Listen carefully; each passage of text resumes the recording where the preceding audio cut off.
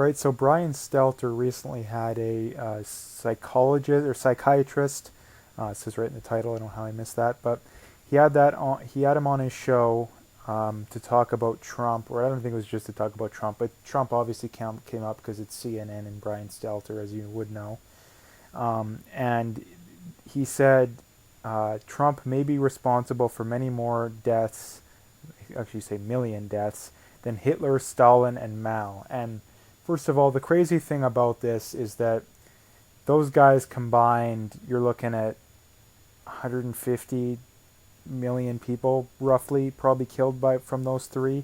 Most of them by the majority, I think, were Mao, then Stalin, then Hitler. Actually, I mean, compared to the other two, Hitler didn't actually kill a whole lot. I mean, a lot of people probably wouldn't understand that or think that. Sorry, but I mean, communism did a whole lot better of a job killing than fascism in the 20th century and throughout history, and still to this day, actually, when you look at Venezuela and whatnot. But what I wanted to talk about is this is just another over-the-top example of Trump derangement syndrome, in that the original Trump derangement syndrome didn't work, so what they had to do is they had to just ramp it up, and they have to keep wrapping it up and ramping it up more and more and more, because the normal low end, just repeating that he's a racist over and over, a million times, literally isn't working. So they have to keep coming up with new stuff, and because they've used the normal run-of-the-mill stuff, they've already used that stuff up.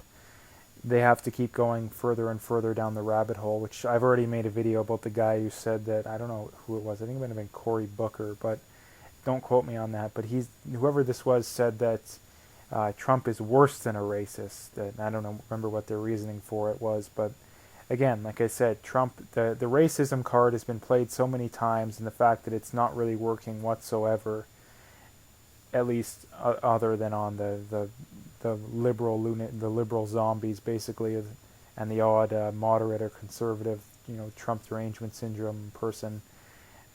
It's not working, so they have to do stuff like this. And the other thing to talk about too is that the media, is mainly like your CNN, MSNBCs, these big leftist media outlets, are so bad that Brian Stelter literally let this guy say that Trump is maybe responsible for more deaths than Hitler, Stalin, and Mao, and he didn't even question him. He just let him keep talking. It's like someone saying that the Earth is made of, or the moon is made of cheese, and Brian Stelter doesn't even question him.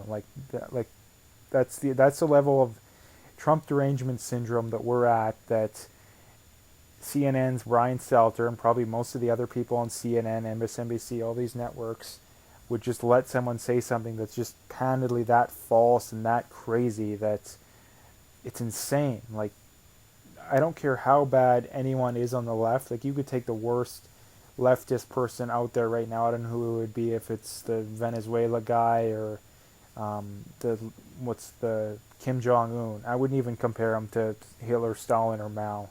And those are literally the worst of the worst out there right now. I don't even think they compare to Hitler, Stalin, or Mao. And yet they're out here accusing someone of, Trump. Like, no one's died because of Trump. And if Trump's this horrible dictator, then why is he promoting free speech? Why is he promoting less regulation, all this kind of stuff? Like, he'd be the first fascist in history to support free speech, to want less regulation in the economy, all this kind of stuff. So, I mean, their argument is, it's insane to begin with, but if you want to actually have the debate, we can have the debate.